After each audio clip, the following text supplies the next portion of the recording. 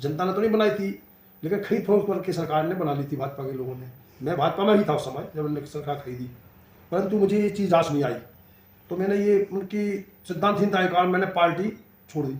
दूसरी चीज़, इनकी सरकार क्यों नहीं बनी थी, भारतीय जनता पार्टी का मूल बेस जो वोट है वो पिछड़ा वर्ग का है, और पिछड़ा वर्ग में जो है इन्होंने जो है चैलेंज कर दिया था। ऐसे कुछ लोगों ने कहा था उस चुनाव के पहले, शिवराज सिंह जी ने बोला था कि कौन माई का लाल जो है आरक्षण के मामले में, कि किसी माई के लाल में दम नहीं है आरक्षण रोकने की।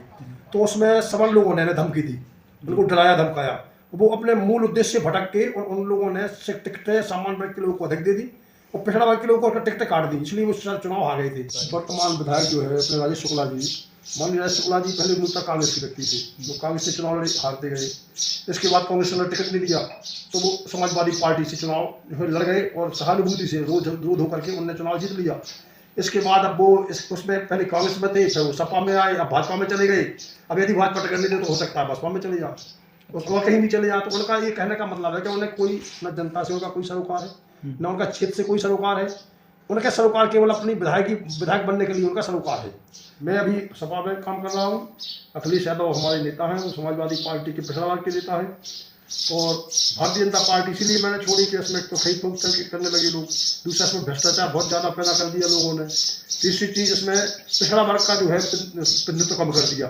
में बिजौर विधायक हैं, उनका क्या नाम है, क्या कहना चाहेंगे उनके बारे में? वर्तमान विधायक जो है अपने राजेश शुक्ला जी, माननीय राजेश शुक्ला जी पहले मूलतः कांग्रेस के व्यक्ति थे, वो कांग्रेस से चुनाव लड़े हारते गए। इसके बाद कांग्रेस ने टिकट नहीं दिया तो वो समाजवादी पार्टी से चुनाव जो है लड़ गए, और सहानुभूति से विरोध होकर के उन्होंने चुनाव जीत लिया। इसके बाद अब वो उसमें पहले कांग्रेस में थे, फिर वो सपा में आए, अब भाजपा में चले गए। अब यदि भाजपा टिकट नहीं दे तो हो सकता है बसपा में चले जाओ, और कहीं भी चले जाओ। तो उनका ये कहने का मतलब है कि उन्हें कोई न जनता से उनका कोई सरोकार है, न उनका क्षेत्र से कोई सरोकार है। उनका सरोकार केवल अपनी विधायक बनने के लिए उनका सरोकार है। जैसे उनने अभी तक कोई ऐसा क्षेत्र में कोई ऐसा काम नहीं किया है तो कोई शुक्ला जी के नाम से कहीं कोई चीज़ बता सके क्षेत्र में कि हमारी उपलब्धि है। अब फिर देख रहे हैं कि जब जो आदमी चारों धाम करता है तो अंत में क्या होता है, उसको मोक्ष मिलता है। तो इस बार जनता उनको मोक्ष दे देगी और हरा करके वो घर बैठा देगी, उनको इस बार चुनाव नहीं जीतेंगे वो। अच्छा जी, क्षेत्र में कई जगह जो दारू वारू के ठेके के हैं, इनके बारे में इनके पास क्षेत्र में ये क्या है, इनका पेशा है शराब बेचना। अब एक और चीज़, इनने दो चीज़ें और कर दी हैं अभी, कि शराब तो पहले बेचते थे, वो तो बेचते ही हैं शराब, इस बार दो तीन चीज़ें और इन्हें बेचना शुरू कर दी है।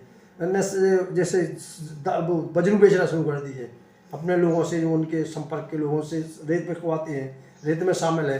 कहीं कहीं गांजा भी बिकवाते हैं, वो गांजे में लोग शामिल हैं।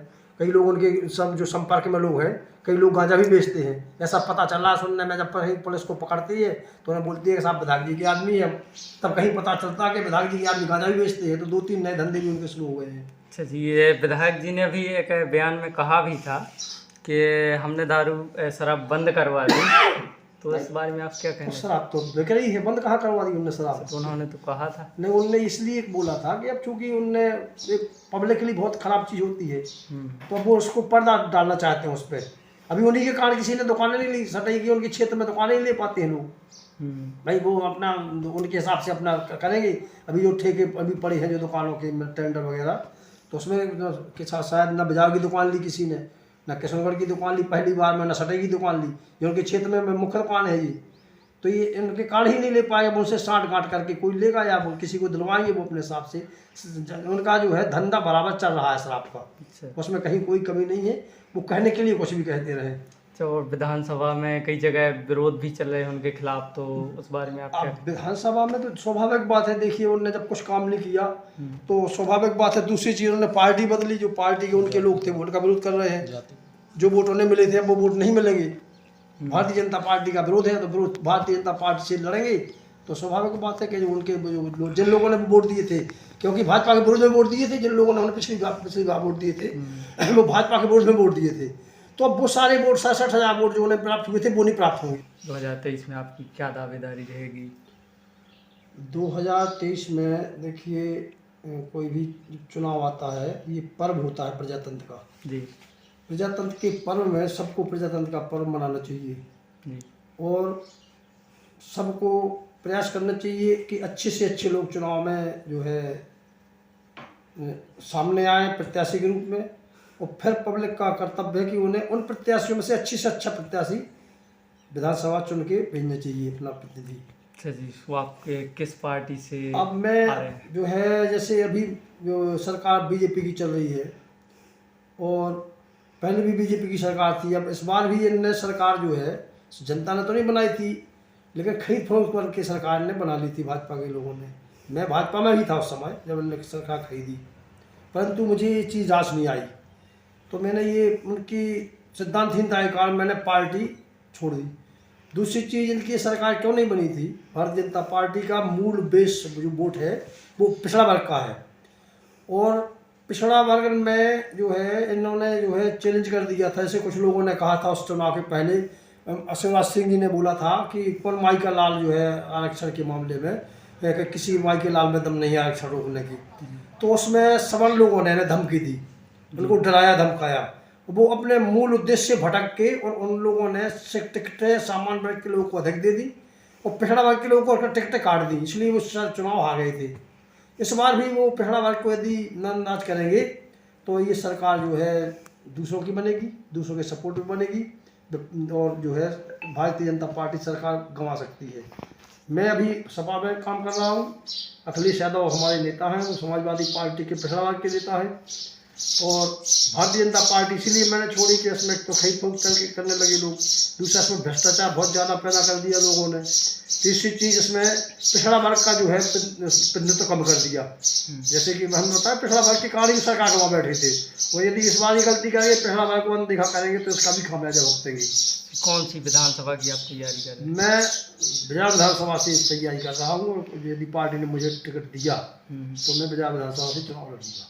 अच्छा, और महंगाई को लेकर आप क्या कहना चाहिए? महंगाई को लेकर के मैं क्या कह रहा हूँ, पूरा देश कह रहा है कि महंगाई बहुत ज़्यादा हो रही है। जैसे किसान के लिए है, उन्होंने खाद में बहुत ज़्यादा पैसा बढ़ा दिया, बिजली का भी पैसा बढ़ा दिया, डीजल के कारण भी जो है किसान परेशान है। अब वो शिवराज सिंह जी कहते हैं लाडली बहना को 1000 रुपये दे रहा हूँ मैं, लेकिन उससे दुश्मन है क्या, उससे तो वो कई हज़ार रुपये ले चुके हैं खाद में और डीजल में, तो भैया को क्यों दुश्मन बना रहे शिवराज सिंह जी? अगर बहन को लाडला बोल रहे हैं तो भैया को भी तो लाडला बना के कुछ ना कुछ उन्हें साइड देना चाहिए। अब बहन को 1000 दे रहे हैं, भैया से 10,000 ले रहे हैं, कोई मतलब थोड़ी निकलता है ऐसे लाडली बहना से, कैसे बहना सुख रहेगी? ये आपकी विधानसभा में कहीं जैसे फसल नुकसान हुई है, ओलावृष्टि हुई है, तो उसके लिए आप किसानों को क्या संदेश देना चाहते हैं? हम किसानों को संदेश देना चाहते हैं कि किसानों को वाजिब नुकसान नहीं मिल पा रहा है। क्यों नहीं मिल पा रहा है? हमारी किसान भाइयों से अपील है कि जो चुनाव आ रहा है इसमें तो उनको जो मिलना है मिलेगा, हम कोशिश करेंगे, लड़ेंगे कि भाई अधिक से अधिक मिले, लेकिन शासन ने तो तय किया है किसी के लड़ने ना लड़ने से कुछ नहीं होता है, राजनीति कोई भी करता रहे, लेकिन शासन ने जो निर्धारित किया है नियम, उसी के नियम से मिलना है। परंतु आगामी चुनाव में हम किसानों से निवेदन करते हैं कि अधिक से अधिक किसानों के प्रतिनिधि विधानसभा में चुन करके भेजें, ताकि वो इनके लिए अच्छे नियम बना सके, किसानों के लिए उनका वाजिब नुकसान के लिए नियम बना सकें, उनकी सब चीज़ों के लिए खाद बीज के लिए नियम बना सकें, उनके सरल कर्ज के लिए जो है वो बना सकें, नियम बना सकें। तो यही हो सकता है इसमें।